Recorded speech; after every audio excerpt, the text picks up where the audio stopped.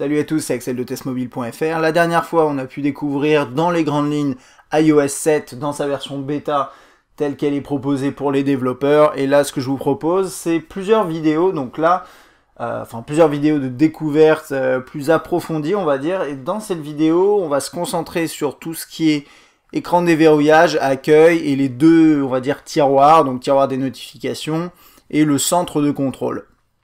Et son utilisation au quotidien finalement. On va commencer par l'écran de déverrouillage. Donc cet écran de déverrouillage, il est assez simple.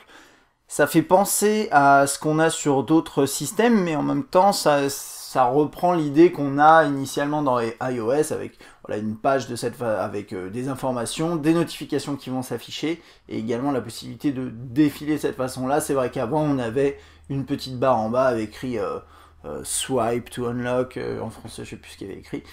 Et donc qu'est-ce qu'on a ici? On a un fond d'écran qu'on peut changer, qui bouge de cette façon là, avec ce petit effet parallaxe, qui est pas, en fait c'est pas exactement la même chose que sur l'écran d'accueil, on va le voir un peu après. On peut déverrouiller de cette façon là,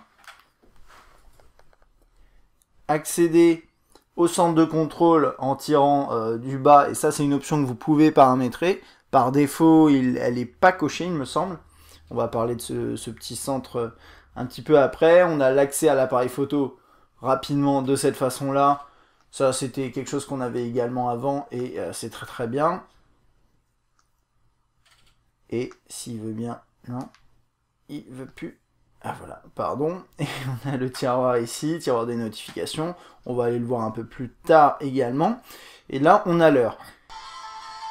Quand vous êtes en train de lire un morceau, la pochette va s'afficher ici. Alors là, c'est Spotify et donc ça fonctionne même avec des systèmes comme Spotify, etc. Ça, c'est quelque chose qu'on avait déjà avant. Double tap sur le bouton on-off et on a cet élément-là qui s'affiche avec un contrôle rapide sur la musique. Et on peut déverrouiller, déverrouiller l'écran. Gestion du volume. C'est pas facile d'ajuster le volume puisque quand vous commencez à tirer, ça va, voilà, ça va faire comme ça pour déverrouiller. Ça, c'est un des points qui est peut-être un petit peu étrange. C'est effectivement maintenant vous pouvez déverrouiller sur toute la surface de l'écran, même ici par exemple. Alors que là, on aurait pu intégrer des interactions, par exemple défiler ici pour changer de morceau. Là, pour le volume, c'est pas évident. J'ai l'impression d'appuyer dessus, mais donc ça fait partie des petits éléments que vous avez constaté tout au long de ces présentations de cette version bêta. C'est que côté tactile, je pense qu'il y a encore du boulot à faire niveau optimisation. Mais bon, ça fait partie du jeu aussi quand on teste une bêta. Donc là, j'ai reçu un texto, il va s'afficher sur l'écran ici. Si je déverrouille comme ça, je déverrouille l'écran. Et si j'avais déverrouillé au niveau du texto, j'aurais pu accéder à la conversation en question. De même, si vous avez un appel manqué, il va s'afficher de cette façon-là. Et vous pouvez tirer la notification sur le côté pour y accéder. Il y a d'autres éléments comme ça. Hein. La plupart des notifications, des applications qui vous envoient des notifications, elles vont s'afficher ici. Et vous pouvez accéder rapidement à ça. C'est pas une nouveauté, hein. Ça c'était déjà dans la version précédente d'iOS. Donc on va pouvoir passer à l'écran principal. Alors cet écran principal, en fait, je vous avais déjà montré ce petit effet de parallaxe là avec le fond d'écran. Je pense que vous pouvez voir ici avec le fond qui bouge en fonction des différents capteurs pour donner l'impression que les icônes se déplacent, en tout cas flottent. C'est intéressant, c'est pas vital, mais c'est quand même sympa. Premier truc que j'ai remarqué, donc bien sûr, bon, on a déjà parlé des changements esthétiques au niveau des icônes. Ça plaît ou ça plaît pas, c'est vrai qu'il y a un côté un peu plus simple, ça c'est sûr, il y a une volonté de simplifier les icônes. Pour certains c'est trop simple, pour d'autres c'est magnifique, donc voilà, encore là c'est une question de goût, comme souvent, mais c'est vrai qu'il y a un changement radical par rapport à ce qu'on avait avant. Il y a un petit truc que j'ai remarqué qui est assez amusant, alors vous avez toujours ces icônes avec la petite bulle, je sais plus comment elle s'appelle. Elle a un petit nom, il me semble, avec voilà le nombre, avec un chiffre qui indique tout simplement le nombre d'éléments qui se cachent derrière. Donc là, c'est le nombre de messages. On a, pour le calendrier, on a la date qui s'affiche. Et pour l'horloge, alors c'est assez amusant, même si oui, bon, c'est amusant, c'est sympa. Si vous regardez bien l'horloge, en fait, elle est à l'heure et il y a les secondes qui évoluent. Et ça, si je me trompe pas, c'était pas présent dans la version précédente d'iOS. C'est un détail, et peut-être que c'était présent. Moi, je n'utilise pas iOS au quotidien, mais il me semble que c'était pas présent. Voilà, ça c'est un petit détail. On peut réorganiser les icônes qui se mettent à trembler comme ça, on peut les changer de place, on peut créer des dossiers, et d'ailleurs on va parler des dossiers tout de suite. Les dossiers ils sont ici, enfin moi je les ai sur ma deuxième page ici, et quand on appuie dessus, on a cette page qui s'ouvre. Alors elle a été modifiée, esthétiquement ça ressemblait pas à ça, et si vous appuyez là, si vous appuyez ici, que vous restez appuyé, vous pouvez changer le nom. Alors ça c'est quelque chose qui existe depuis, je sais plus quelle version d'iOS, ça reste assez récent, mais vous créez des dossiers et automatiquement ça va créer des noms en fonction des contenus que vous mettez dedans. Pour l'instant c'est pas vraiment au point. Par exemple, ici j'ai mis quoi? On a mis quelques jeux. Ils ont appelé ça simulation. Alors ça peut être relatif au fait que ce soit des simulations de village, mais en tout cas pour celui-là j'ai pas compris. On a mis France TV, YouTube. Les autres ça a suivi après, mais ça a mis photographie et ça je comprends pas. Donc pour l'instant les noms des dossiers automatiques c'est un petit peu obscur. Vous pouvez bien sûr les changer à la main comme vous voulez. Je sais pas, imaginons, peu importe, je mets ça, hop. Voilà, j'ai changé le nom de mon dossier et ça c'est bon, c'est assez simple. Vous pouvez enlever des icônes du doc. Vous pouvez pas en mettre plus que 4. Vous pouvez en avoir moins mais pas plus. Et vous pouvez mettre, si vous le désirez, des dossiers. Donc là par exemple j'ai mis mon dossier ici. Voilà. Hop. On remet ça ici. Qu'est-ce qu'on a de plus? La dernière fois, quand je vous avais montré l'accueil, il y a pas mal de monde qui a dit mais où est passée la recherche universelle, la recherche centralisée? Et c'est vrai qu'on ne la voyait pas. En fait, pour une raison que j'ignore, Apple a décidé de l'intégrer différemment. Je sais pas si c'est mieux, mais ça fonctionne quand même bien. Donc vous faites glisser votre doigt vers le bas. C'est indiqué nulle part. Donc ça, faut le trouver tout seul. Je trouve que c'est un petit peu abusé, mais bon. Peut-être que ça a été expliqué, ce sera sûrement expliqué plus tard dans la version, quand la mise à jour sortira, je ne sais pas. Et donc là, par exemple, je peux commencer à taper par, je sais pas, Twitter.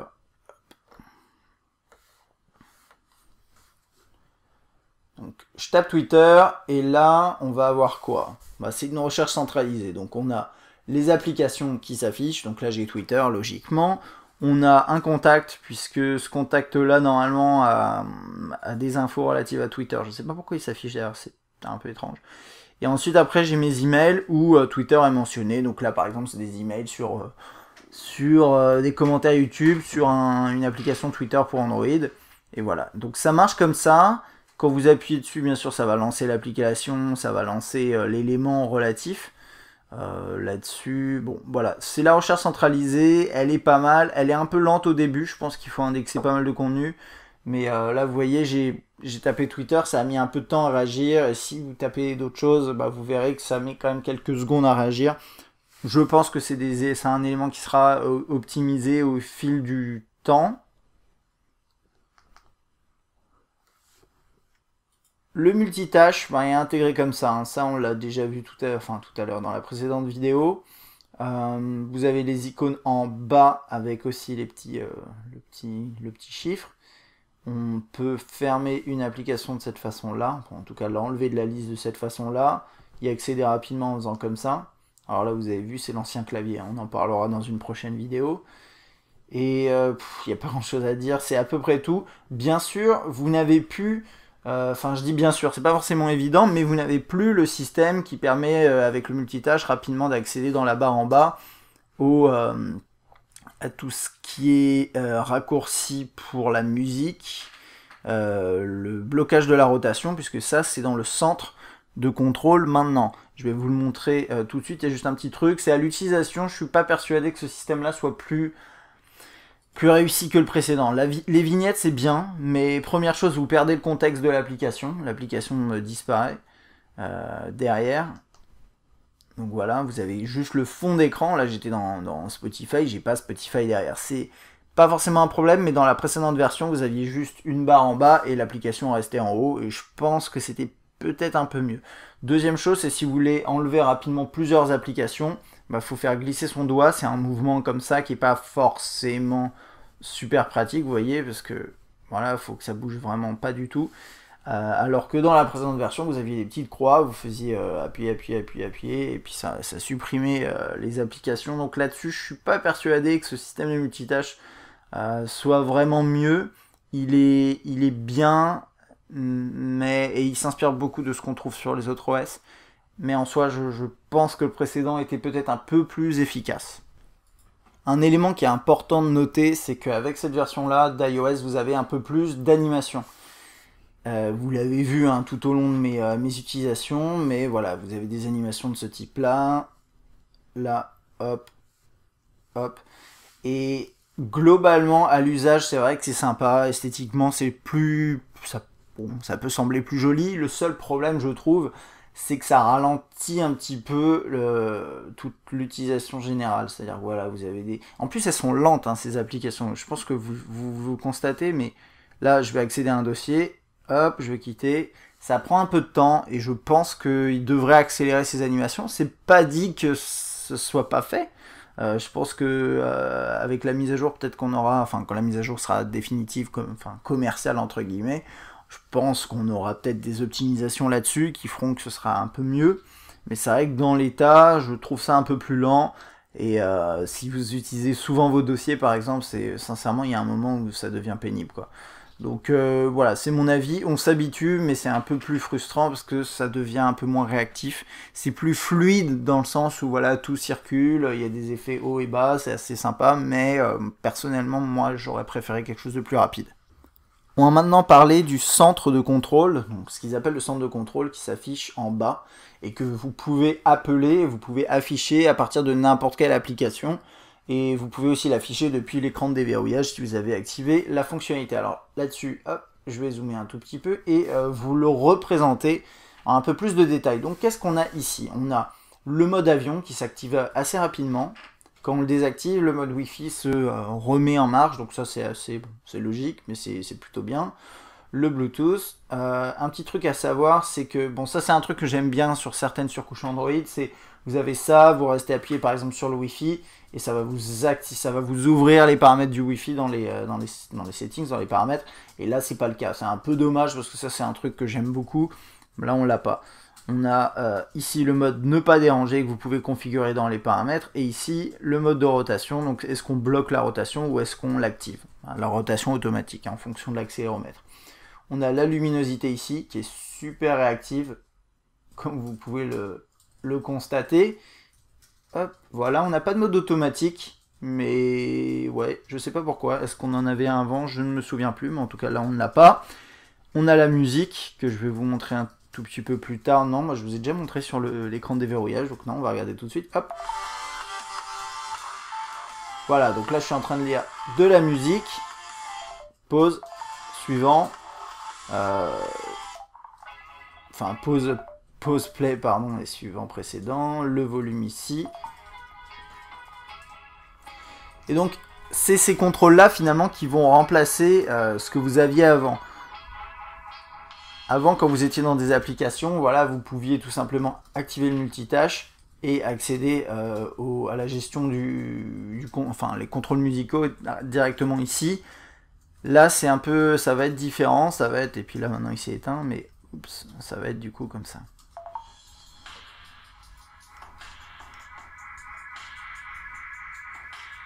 Je sais pas ce qui est mieux. Je trouve que c'est pas mal, ça fonctionne bien. Donc là-dessus, moi je dirais que c'est une bonne modification.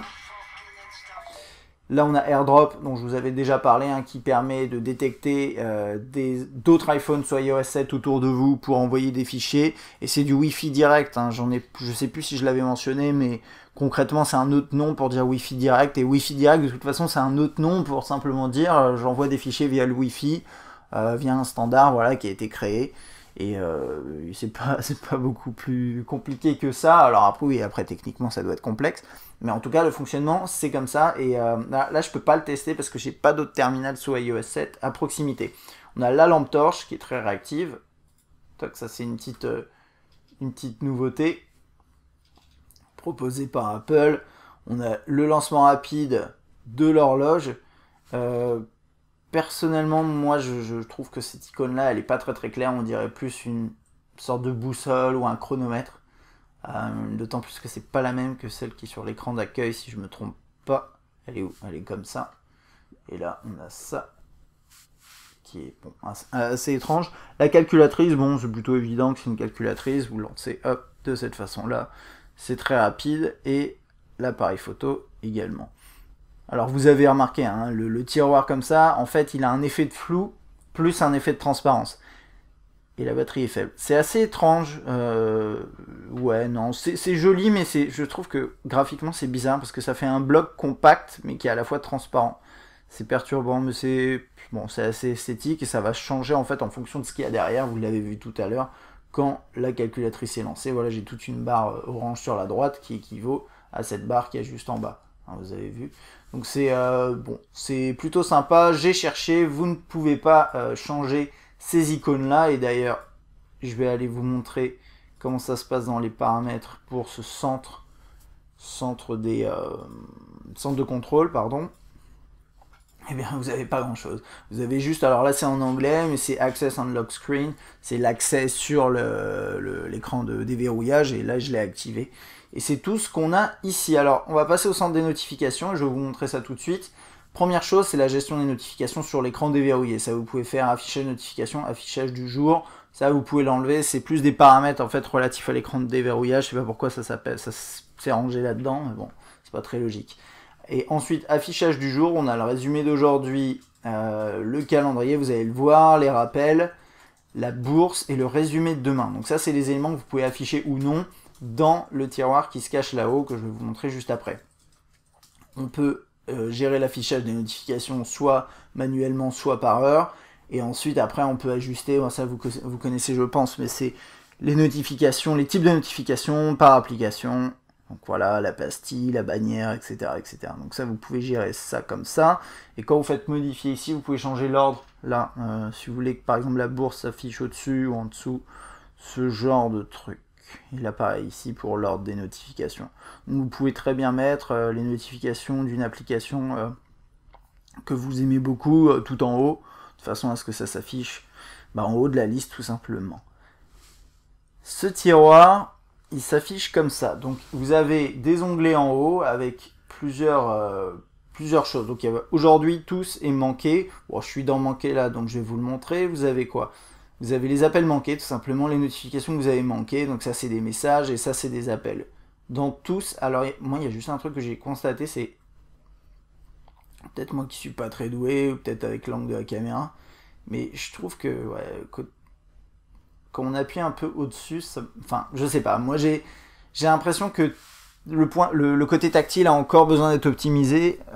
Il y a pas mal de trucs où j'ai vraiment le sentiment que j'appuie vraiment sur le bouton et il se passe rien, donc bon, ça c'est un peu perturbant pour l'instant. Là j'ai fait tous, je peux effacer des notifications en appuyant sur la petite croix ici, donc là j'ai quoi? J'ai une application App Store, une notification App Store, deux notifications messagerie, une de téléphone, et ensuite ici, alors ça c'est vraiment l'écran le plus intéressant, on a la date, on a quelque chose qui est bizarre, mais il y a écrit 14e juin, c'est une sorte de traduction qui marche pas bien, mais j'arrive pas à comprendre pourquoi il y a un E. C'est le 14 juin tout simplement, bref.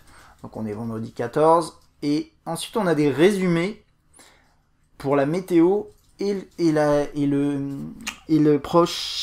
votre journée. C'est un résumé de la journée. Et ce que je comprends, j'arrive pas trop à comprendre pourquoi ils l'ont fait de manière textuelle. Donc là, vous l'avez lu, je pense, il y a écrit aujourd'hui nuageux. Bon, ouais, aujourd'hui nuageux, pourquoi pas. Il fait actuellement 15 degrés avec des maximales prévues de 21 degrés. Et c'est bien, mais est-ce que j'ai le temps de lire ça? Est-ce que je préfère pas 2-3 icônes avec plus, moins, etc. et que ce soit clair en un clin d'œil? On est sur un mobile, je vais pas m'amuser à lire le truc pour comprendre. Je trouve pas ça très logique, parce que finalement, en lisant ça, je vais m'habituer à savoir que quoi? Là, il y a écrit l'état, là, il y a la date, là, il y a la température actuelle, et là, il y a écrit la température max, et je vais zapper, je vais pas lire le texte. Donc, Pour moi, des icônes, ce serait largement mieux, mais bon. Et ensuite, là, j'ai le premier élément de votre calendrier aujourd'hui, et déjeuner presse à serre à midi. D'ailleurs, il va falloir que je me dépêche si je veux pas être en retard. Et donc, ça aussi, pareil, c'est une phrase, c'est étrange. Je trouve ça étrange sur un mobile de présenter les choses sous forme de phrase, mais bon. Et ensuite, après, on a le calendrier. Donc ça, c'est un petit nom, je ne sais plus comment il l'avait appelé. C'est une sorte de résumé du calendrier en fonction des heures. Et si vous avez bien écouté, vous voyez que normalement, mon prochain rendez-vous, c'est un déjeuner de presse avec Acer. Et en fait, là, il dit réception du BlackBerry Q10. Parce que ça, c'est le calendrier d'il y a, je crois, 2 jours. Et j'arrive pas à faire en sorte d'afficher le bon calendrier là-dedans. Peut-être que c'est moi qui n'ai pas trouvé l'option, je ne sais pas, mais c'est pas très logique pour moi. Donc là, il m'affiche, ça fait 2-3 jours qu'il m'affiche la même journée dans le tiroir des notifications. Je pense personnellement que c'est un bug. Mais sinon, l'idée en tant que telle, hein, c'est une fois que le bug sera réglé, est très bien. C'est-à-dire que voilà, vous avez votre journée entière qui est résumée de cette façon-là, je trouve que c'est très propre. Vous pouvez choisir de ne pas l'afficher ou de l'afficher en bas, en haut, etc. Ensuite, vous avez la bourse, j'ai décidé de la laisser, même si ça ne m'intéresse pas, pour vous montrer, tout simplement. Voilà, la bourse. Et ensuite, vous avez tomorrow, donc demain, bon là c'est pas traduit, il y a événement au programme à midi. Alors, normalement il y a écrit il y a un événement, je sais pas pourquoi il a zappé le 1. Bon voilà, vous voyez encore quelques petits bugs d'affichage, de gestion, de plein de trucs. Mais là en gros il y a écrit il y a événement au programme à midi, et donc bon, vous pouvez très rapidement avoir votre journée actuelle, enfin votre journée, votre planning de la journée, et ensuite le planning de demain en 2 clins d'œil, de coups d'œil. Donc c'est pas mal, je sais pas, je suis pas forcément super fan de ce truc. Vous avez aussi, il y a juste un truc que je me demande, c'est est-ce qu'aujourd'hui c'est juste aujourd'hui, et ça fait un peu penser à Google Now, ou bien est-ce qu'il y aura aussi les notifications dedans, et a priori non, puisque toutes mes notifications sont ici. Donc là vraiment c'est les notifications, et là c'est aujourd'hui. Voilà, et même si je trouve tous ces trucs un peu étranges et ça fait penser à Google Now, faut pas oublier que Siri, c'était vraiment l'introduction de ce côté assistant du quotidien, ce genre de truc, et c'est assez logique de voir arriver ce genre de fonctionnalité dans iOS, même si c'est pas utile pour tout le monde. Voilà, si vous n'avez pas vos journées remplies de rendez-vous, bah tout ça, ça va pas être intéressant. Si la météo, ça vous importe peu, voilà, il y a 2-3, ce tiroir, il servira à rien, enfin bon.